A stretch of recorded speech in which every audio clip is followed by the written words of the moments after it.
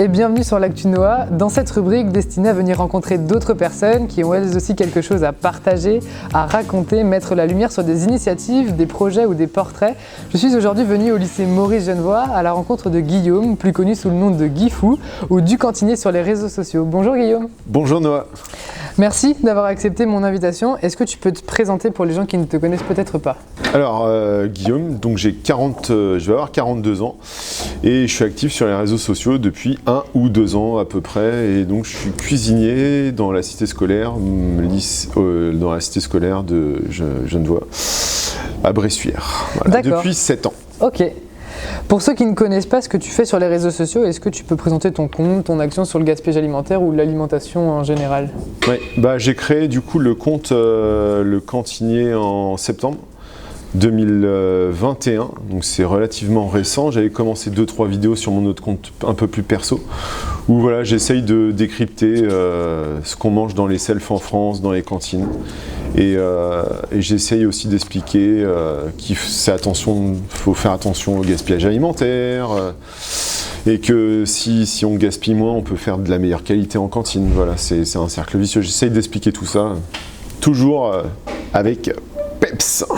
Et pourquoi avoir eu l'idée de lancer ce défi-là, mais sur les réseaux sociaux? Parce que tu pouvais très bien le faire au lycée en présentiel. On le fait déjà depuis de nombreuses années. Moi j'ai pris le relais de l'ancien magasinier Gilles, qui a lancé l'anti-gaspi il y a une vingtaine d'années déjà. Okay. Moi j'ai juste pris son relais et après l'idée, la première idée, c'était pas l'anti-gaspi sur les vidéos, c'était vraiment, je me suis rendu compte que les élèves ne savaient pas trop ce qu'ils mangeaient des fois, ou ce qu'il y avait de présenter au self, parce qu'on n'a pas toujours le temps, on met les menus, et bon, ils confondaient le steak avec le foie de veau, le poulet avec la pintade. Donc voilà, c'est venu comme ça les premières vidéos. Vraiment. Donc l'idée première, c'était de renseigner sur l'alimentation, sur ce que les élèves avaient dans leurs assiettes. Ouais, voilà, c'est ça. Ouais, okay. Tout à fait. Ça a tout de suite marché, du coup.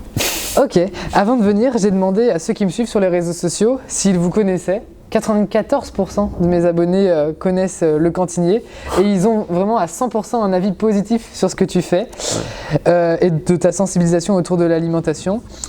Est-ce que tu te rends compte du succès que ton action elle a pris sur les réseaux sociaux? Oui, un petit peu. Un petit peu, non, mais c'est vrai que c'est un problème, mais en fait, je me suis rendu compte que j'étais le seul à le faire, à peu près. De ce point de vue-là, il y a d'autres cantiniers, d'autres cuisiniers en restauration scolaire qui font des petites vidéos comme ça, mais j'étais le seul à peu près avoir différents concepts comme ça. Et c'est vrai que ça a pris rapidement, sans trop que je m'y attende en fait. Parce qu'aujourd'hui, tu es suivi par presque 14 000 personnes. Est-ce que sur Instagram en tout cas? Sur Instagram, ouais. Sur TikTok, c'est beaucoup plus? Oui, c'est 180, mais sur Instagram, c'est plus compliqué. D'accord. Mais en plus, sur Instagram, c'est des gens qui n'ont pas TikTok. C'est vraiment un public complètement différent que moi, je touchais pas avant. Et c'est plus là des parents aussi. Il y a plus de parents sur Instagram. D'adultes. Ouais, d'adultes qui ça leur remémore des bons ou des mauvais souvenirs de cantine en tout cas. Est-ce que du coup, comme tu es suivi par beaucoup de personnes, quand tu passes une vidéo, il y a un petit peu de pression quand tu la publies? Non, pas du tout, non. Non, parce que si une vidéo marche pas, c'est pas très grave. Enfin, je veux dire, c'est pas le but recherché. Il faut savoir que quand on publie des vidéos sur les réseaux sociaux, il ne faut pas rechercher le buzz absolument. Si la vidéo prend, elle prend, mais il faut pas réfléchir à ça en fait. Après, maintenant, tu as une influence, si on peut dire, sur les jeunes, sur ce qu'ils consomment à la cantine. Est-ce qu'au sein du lycée, il y a une évolution qui a été constatée? Il y a moins de gaspillage, les élèves font plus attention? Non, je pense pas. Je pense que déjà depuis de nombreuses années, on a surpassé les moyennes, enfin vers le bas pour le gaspillage. Ça fait des années qu'on fait très attention, qu'on fait des démarches anti-gaspillage. Non, là c'est vraiment c'est plutôt de portée nationale. Après, je dirais mes vidéos. Après, ça a peut-être changé, peut-être les habitudes ici, mais je m'en suis pas rendu compte. Ça a peut-être baissé un peu quand même. Oui. En tout cas, pour les élèves qui me suivent, 45% ont changé leur façon de consommer en voyant tes vidéos. Elles font plus attention, que ce soit au lycée ou chez eux. Après, il y en a quand même 47% qui faisaient déjà attention avant. Ouais.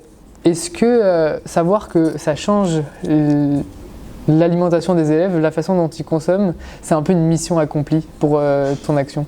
Ah bah oui, carrément. Carrément, c'était le but premier, c'était ça. Enfin, non, le but premier, j'ai toujours eu un peu d'humour et tout, donc le but premier, c'était un peu d'amuser la galerie, mais je me suis rendu compte qu'il y avait quelque chose à faire, en fait. Qu'il y avait un message à faire passer, et je pensais pas que ça allait avoir cette ampleur-là, en fait. D'accord. Ouais. Et après, j'ai commencé à faire découvrir les coulisses de ce qu'on cuisine, voilà, c'est venu naturellement, quoi. Et voilà. Ça intéresse, a priori. Et du coup, tu as été contacté par la région Nouvelle-Aquitaine en début d'année pour faire un sondage sur l'alimentation, sur la restauration scolaire. Il y a peu là par le ministère de l'Agriculture pour aller au salon de l'agriculture.